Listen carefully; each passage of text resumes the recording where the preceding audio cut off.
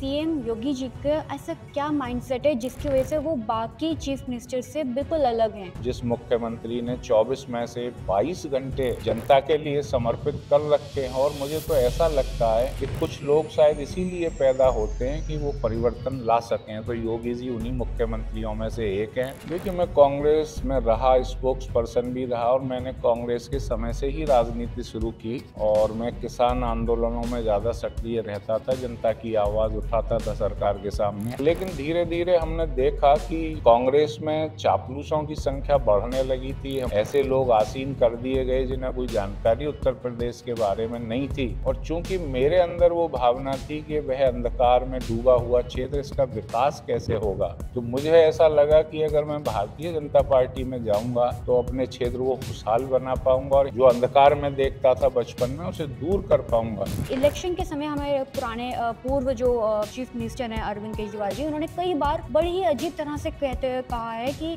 बिहार और उत्तर प्रदेश के लोग दिल्ली आते हैं रोजगार के लिए। देखिए, केजरीवाल जी तो कुछ भी कह देते हैं जो दिमाग में आता है।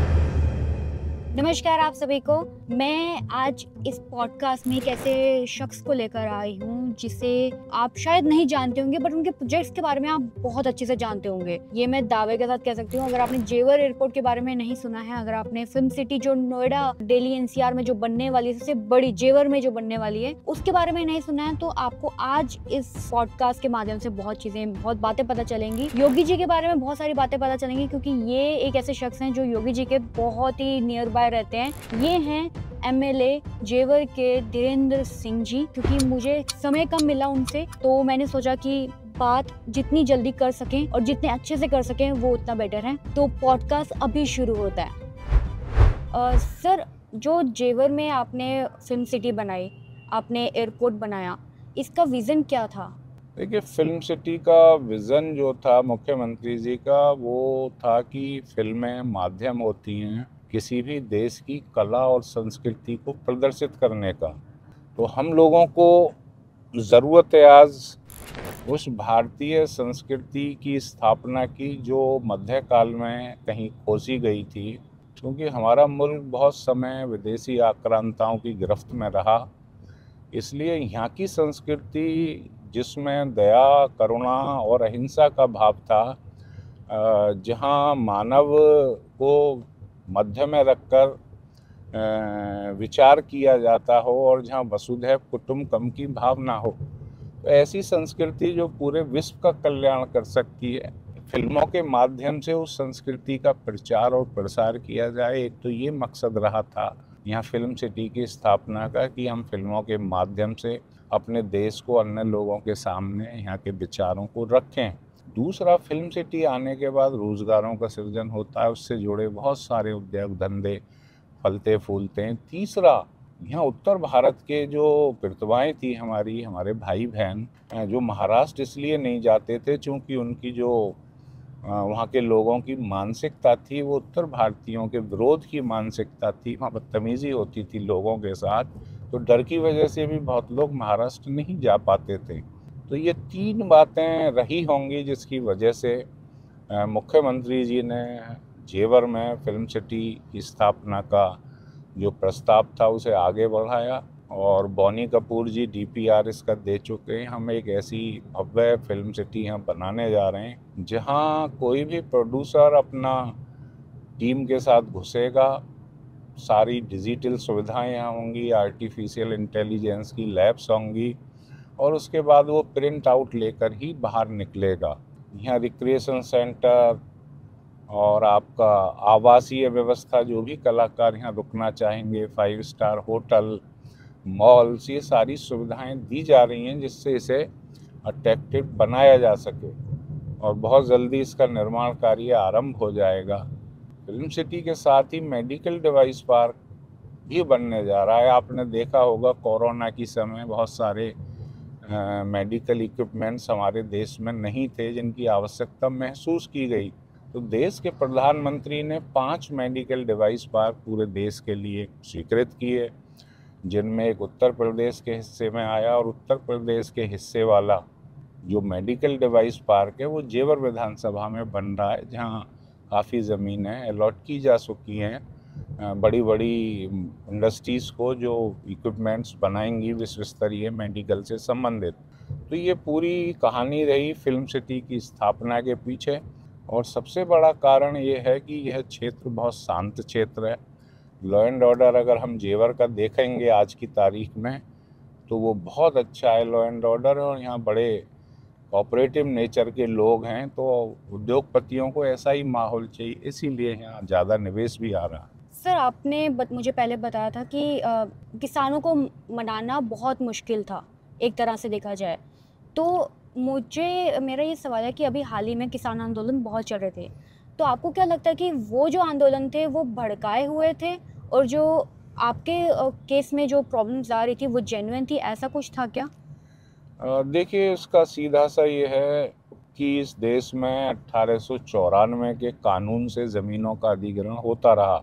आपको याद होगा, पहले समय में जब मैं भारतीय जनता पार्टी में नहीं था, उस वक्त एक बहुत बड़ा आंदोलन हुआ था भट्टा बारसोल का। तो ये मांग उठी थी कि किसानों से जिस तरीके से ज़मीनें छीनी जाती हैं वो बदलनी चाहिए, क्योंकि हम किसी के जीवन यापन का ज़रिया छीन रहे हैं। तो ये हमारा दायित्व बनता है कि हम उस किसान के जीवन यापन को सुरक्षित रखें। तो इसीलिए नया भूमि अधिग्रहण कानून देश में लागू हुआ 1 जनवरी सन 2014 को। तो वो बहुत बड़े संघर्ष का परिणाम था। तो चूंकि इस क्षेत्र में अधिग्रहण रुक गया था, यहाँ घोड़ी बछेड़ा और भट्टा बारसोल जैसे आंदोलन आपने देखे हुए जिनमें हिंसा भी हुई, लेकिन उसके बाद विकास तो बहुत ज़रूरी है। तो विकास को कैसे आगे बढ़ाया जाए, क्योंकि हमने ये देखा कि जो तत्कालीन सरकारें थी, वो मायावती जी की हो या समाजवादी हो, उस समय में औने पौने दामों में किसानों से ज़मीनें ली जाती थी और वो बिल्डरों को और बड़े बड़े औद्योगिक घरानों को बांट दी जाती थी। उसके अनेकों उदाहरण यहाँ मौजूद हैं। लेकिन योगी जी की सरकार आने के बाद योगी जी ने खुद किसानों से बात की एयरपोर्ट के उनके साथ, और आज 3 बार वो बातें कर चुके हैं। किसानों की बातें समझ के उन्होंने पहले फेज़ में मुआवजे में 1800 रुपये से 2300 रुपये किया, और दूसरे फेज़ के जब किसान उनसे मिले तो 800 रुपये पर स्क्वायर मीटर की वृद्धि कर उसे 3100 किया। और अब जब तीसरे और चौथे फेज़ के किसान अभी जल्दी में मिले उनसे, तो मुख्यमंत्री जी ने उस मुआवजे को 1200 रुपये प्रति वर्ग मीटर और बढ़ाकर 4300 तक ला दिया, जो 40 साल पहले बसे ग्रेटर नोएडा प्राधिकरण के मुआवजे से भी ज़्यादा है। ऐसा उदाहरण हमें कहीं नहीं मिलता जहां प्रदेश के मुख्यमंत्री खुद सीधा संवाद किसानों से करते हों। आज जो आप सड़कों पर आंदोलन देखती हैं, वह पुरानी सरकार की उन नीतियों की देन है जिसमें किसानों को धोखा दिया जाता था। उस समय की जो भी समस्याएं, हमारे मुख्यमंत्री जी का कहना है, भी पिछले दिनों में तफसील से बताया गया कि किसानों की समस्याओं का वरीयता से निस्तारण किया जाए। उन्होंने स्पष्ट निर्देश अधिकारियों को दिए कि किसान भाई अगर सड़कों पर रहें तो वो उचित नहीं है। बेशक इन आंदोलनों में कुछ विपक्षी पार्टियों के लोग घुस जाते हैं, लेकिन किसानों की अधिकांश समस्या जेन्युइन है, और हमारी सरकार उन समस्याओं के निस्तारण के लिए प्रतिबद्ध है, यह जानते हुए भी कि यह समस्याएं पुरानी सरकारों की तरफ से पैदा की गई हैं। सर, इससे कोई शक नहीं है कि जो भी प्रोजेक्ट्स अभी जेवर में आ रहे हैं उससे बहुत एम्प्लॉयमेंट आएगा।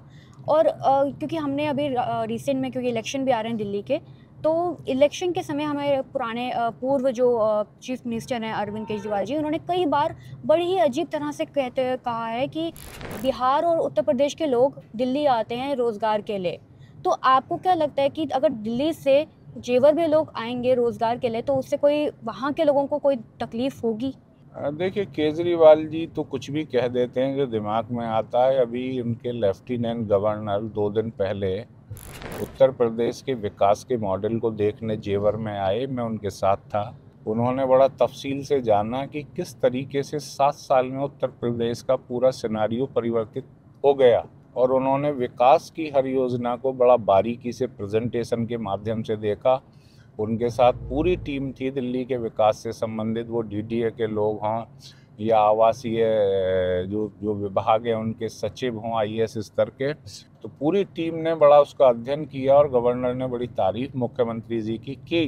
तो जब उनके उपराज्यपाल यहाँ के विकास के मॉडल को देखने आ रहे हैं, और देखिए उत्तर प्रदेश और दिल्ली में तो कोई फ़र्क नहीं है, बस एक सीमा ही बीच में है। उत्तर प्रदेश के लोग दिल्ली आते जाते हैं, यहाँ से बहुत सारी आवश्यकताएं दिल्ली की पूरी होती हैं, वो मिल्क प्रोडक्ट की हों, खाद्यान्न की हों। तो ऐसा नहीं है, ये देश जो है अखंड है और इसमें हर आदमी को अधिकार है कहीं भी आने जाने का। तो लेकिन अब हमें खुशी है कि हम इतना विकास करने जा रहे हैं इस एनसीआर क्षेत्र में, विशेषकर जेवर विधानसभा और जनपद गौतम बुद्ध नगर में, कि पहले तो हमारे भाई लोग जाते थे दिल्ली में नौकरी करने। अब आने वाले 10 साल में हम इस लायक हो जाएंगे कि हम दिल्ली के अपने भाई बहनों को भी यहाँ रोजगार दे सकते हैं। बहुत बढ़िया सर। सीएम योगी जी का ऐसा क्या माइंडसेट है जिसकी वजह से वो बाकी चीफ मिनिस्टर से बिल्कुल अलग हैं? क्योंकि जो उत्तर प्रदेश का पहले हाल था, क्राइम इतने ज़्यादा थे, गुंडागर्दी थी, महिलाएं सुरक्षित नहीं थी, अब क्या चेंज उन्होंने किया कि जिसकी वजह से एक बहुत बड़ा बदलाव उत्तर प्रदेश को देखना पड़ रहा है? मैं समझता हूँ, मैं एक बार वो गौतम बुद्ध विश्वविद्यालय में रुके थे, तो मैं रात को 1:30 बजे उनके पास से गया और सुबह में 4 बजे फिर आ गया। तो रात को 2 बजे सोए होंगे, ज़मीन पर सोते हैं, और सुबह मैंने 4 बजे देखा कि मुझे अखबार के पन्ने पलटते हुए वो मिले। तो मैंने उनसे पूछा कि आप सोते किस समय?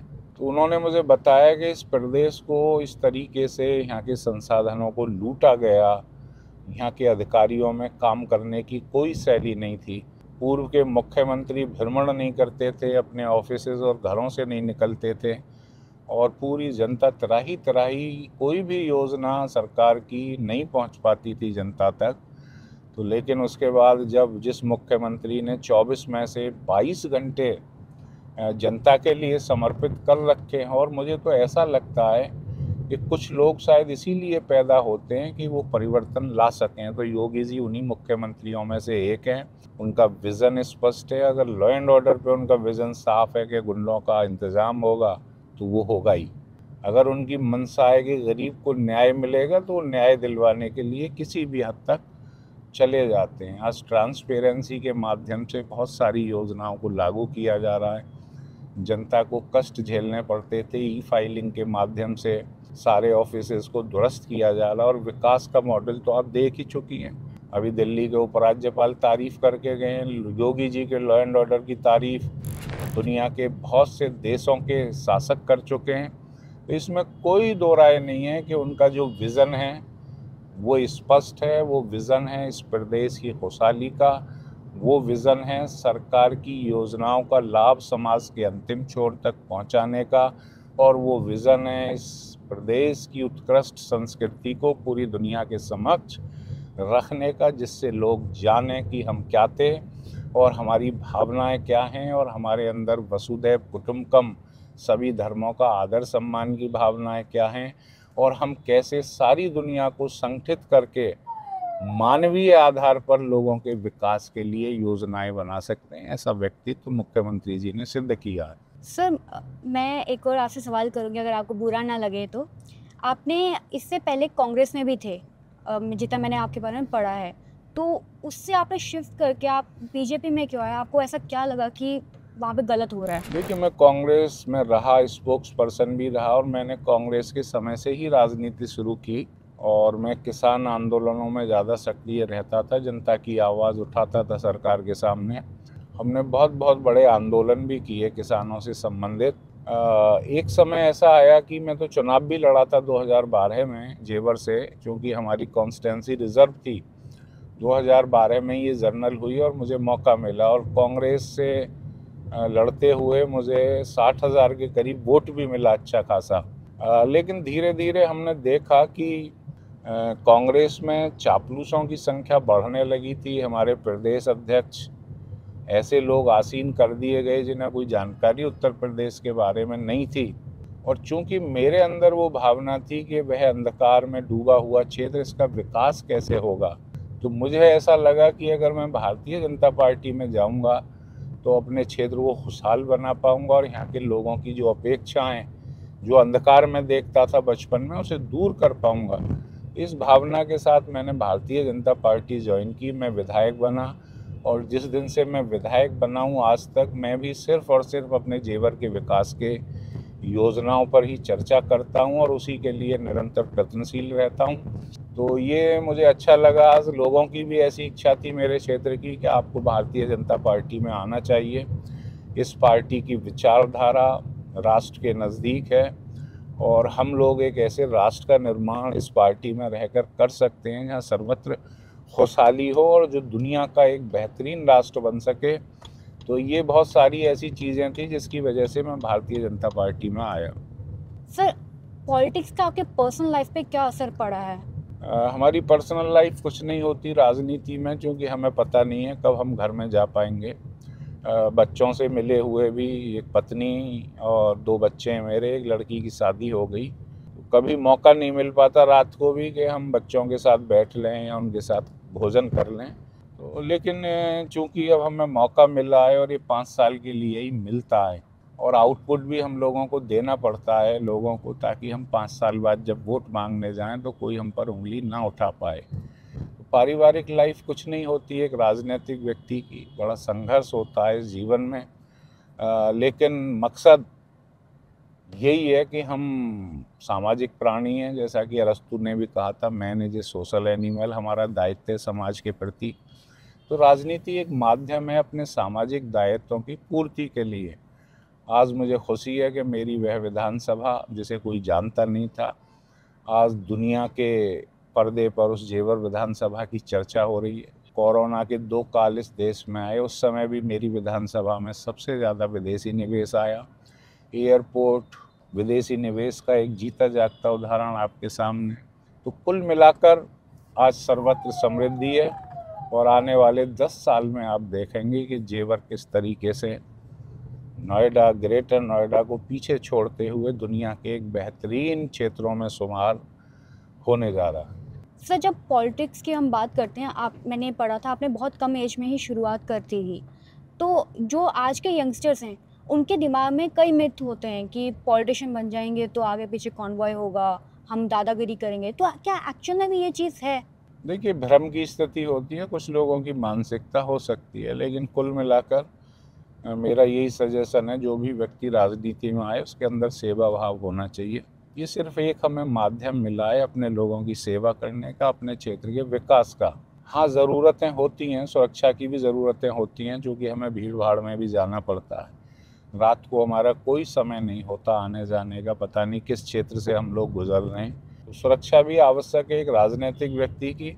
लेकिन ये जो शोसेबाजी होती है और जो दिखावा होता है, मैं चाहता हूँ और मैं ये कहना चाहता हूँ तो राजनीति में आने वाले हैं कि उससे हमें बचना चाहिए, क्योंकि simplicity is the best policy. अपना सिंपल तरीके से रहेंगे तो बेहतर सेवा कर पाएंगे, सुलभ रहेंगे जनता के लिए तो बेहतर सेवा कर पाएंगे। दूसरा मेरा ये संदेश है कि व्यक्ति को सकारात्मक होना चाहिए, क्योंकि राजनीति में हम देखते हैं कि नेगेटिविटी बहुत होती है लोगों में और नेगेटिव फोर्सेस बहुत काम करती हैं पीछे खींचने के लिए। तो मैं यही कहूँगा, कोई आपका कुछ बुरा भी करना चाहे तो हमें सकारात्मक भाव से उसका जवाब देना चाहिए और हमें आगे बढ़ते रहना चाहिए। जो हमारा लक्ष्य है, आज हमारा लक्ष्य है अपनी जेवर विधानसभा को दुनिया की सबसे विकसित विधानसभा बनाना। इस लक्ष्य में बहुत सी बाधा आएंगी, तो हमें सिर्फ लक्ष्य पर नज़र रखनी चाहिए, उन बाधाओं की तरफ हमें ध्यान नहीं देना चाहिए। सर, एक आखिरी सवाल, जिस तरह से दिल्ली में इलीगल इमिग्रेंट्स का बहुत परेशानी है, क्या जेवर भी इस चीज़ को फेस कर रहा है इस समय? नहीं, जेवर में अभी ऐसी कोई बात संज्ञान में नहीं आई है, क्योंकि जेवर कृषि प्रधान क्षेत्र रहा है और यहाँ कोई इलीगल इमिग्रेंट्स हैं नहीं। तो मैं समझता हूँ अभी हम लोग बचे हुए हैं इस चीज़ से। Thank you so much sir, आप मेरे पॉडकास्ट में आए और आशा करती हूँ आपको भी अच्छा लगा हो, मेरे सवाल कोई ऐसे लगे ना हो कि सही लगे हों। नमस्कार सर, मिलते हैं अगली वीडियो में। अगली बार शीघ्र आपसे मिलेंगे और बड़ा हाँ, अच्छा लगा मुझे इसमें। हाँ, मुझे भी। एक जो नया आपने तरीका अपनाया गाड़ी में पॉडकास्ट का, अमूमन तो ये ऑफिस में कैमरे लगाकर होता था। जी, तो आपकी लंबी उम्र और खुशहाली की कामना करता हूँ। धन्यवाद सर। Thank you. धन्यवाद।